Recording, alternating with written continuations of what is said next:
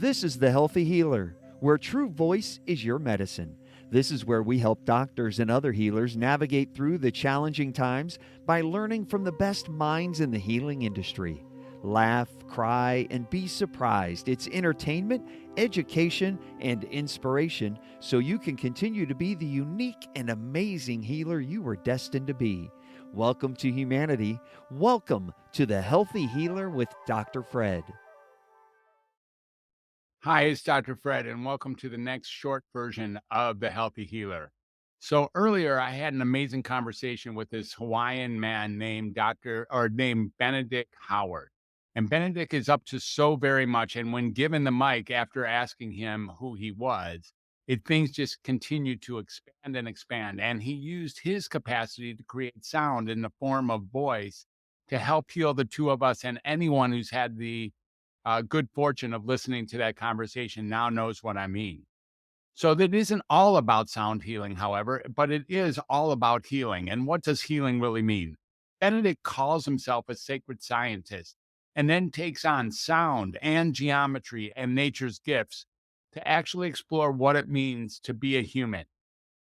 It's a man who has such a massive amount of learning capacity and did so from conventional schooling and non-conventional schooling, where he learned exponentially more information non-conventionally than he did in the educational system. He calls himself a troubled child and then explores what's really here. The interface between what we're taught and what might really be so is where his agitation lies. So we start looking at what are the healing powers of the electromagnetic forces associated with sound, or the or the powers of what the shapes of natural sacred geometry have to say about the world. Focusing specifically on the dodecahedron that was there in his background, he was able to talk about many different shapes and things that have affected humanity over time, including sort of the lockdown nature of pyramids and how the duodecahedron it's a run through, a go through that opens up prana and Gaia and chi, and it really just access and an antenna into the etheric, how he calls it. This is something that has intrigued me over time as well. And maybe I haven't had quite the capacity to unload and unleash myself like he has. You know, once working in the deep mining fields in Canada, deep in the dark and cold, many nights in a row at times, he was able to really find out what was down there with him and do a fair amount of personal meditation and really get to the bottom of how animals and plants and nature serve him in ways that he wasn't expecting by just simply taking on the conventional educational system and learning what he should. In fact, his trip to Africa is where his whole life changed. And this is where he got a new level of what sound and what happiness can look like by being in Ghana and learning about drumming and the whole sounds of drumming in 1984.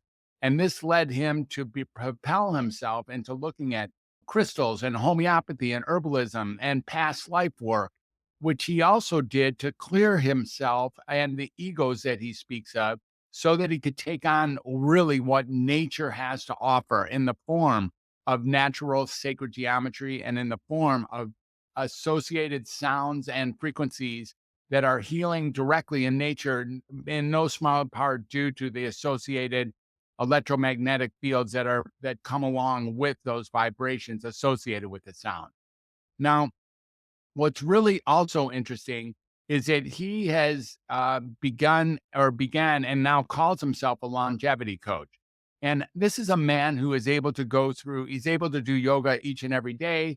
He's able to climb very high peaks in Hawaii and takes groups with him.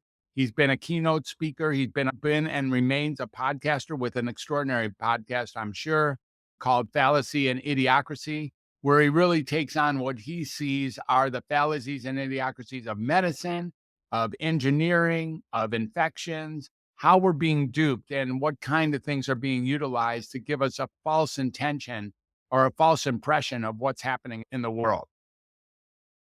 This is something, he's somebody who's a rebel, who's off in exploring through his rebellion, actually getting not so much combating the truth, but creating a truth that works even more than the truth that we've been taught. He speaks to the raping of Mother Earth, the bastardization and raping that we have done of Mother Earth, using whatever techniques we have been taught that are conventionally thought of as appropriate, and that he challenges and has challenged from the very beginning. My wife lets me know that we might be actually born from the same cloth, or and that we share a way of looking at the world. But I see myself as having gotten off the bus quite a bit earlier than him and taken on conventional education and what it means to be a doctor and be a medical doctor, and have even explored a lot more as to what it looks like to at least take on some of the conventional approaches in how I deal with the world. Whether or not I was stubborn to do, I have in fact taken on a good percentage, seemingly more than Mr. Howard has.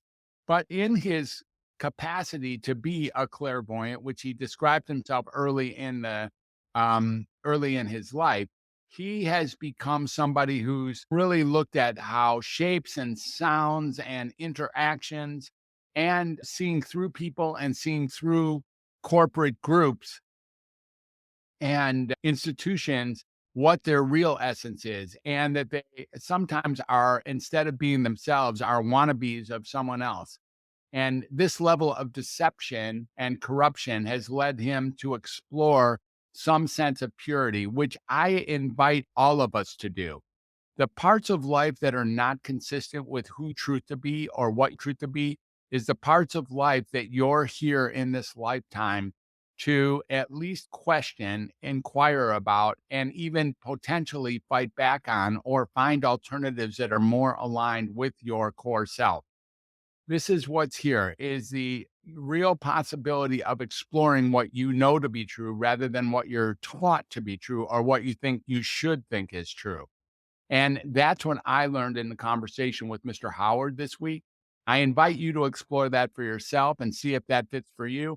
And if it does, step in and really see what part of your life you can let go that's not consistent with your core values, and see what part of life you can explore that is consistent with trying to find out or creating an opportunity for yourself to heal yourself and the people in your inner circle, outer circle, community, society, and the world as a whole. Thank you so much for being a proud and active listener of The Healthy Healer and for catching this short. In the meantime, I invite you to subscribe to The Healthy Healer, because people like you really want to hear these conversations. And that's the only way we're going to get it out to them. So thanks again. It's Dr. Fred. I love you, and I will catch you on the bye for now.